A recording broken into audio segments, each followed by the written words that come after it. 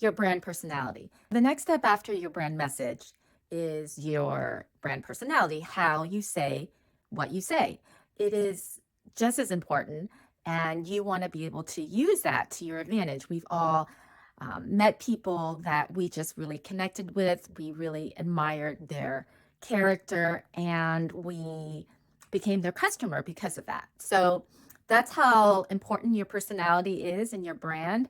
And we talked about archetypes as a tool to help you hone in on a character or symbol and define the attributes that you want your business, your brand to show up as. So it's more intentional. So today, I just want to talk about some of the things that I've seen that gets in the way of your brand personality. When I started my business, super shy, I just felt awkward showing up.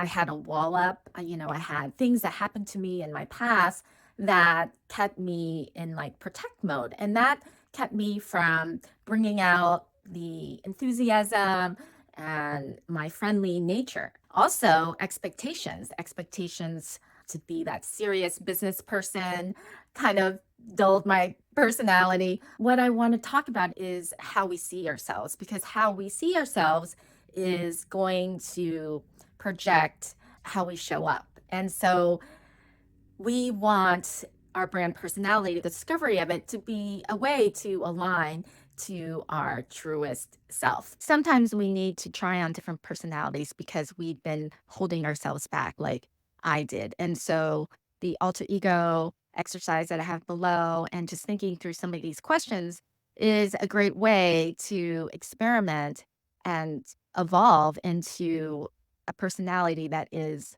much more true and expressive to who you are.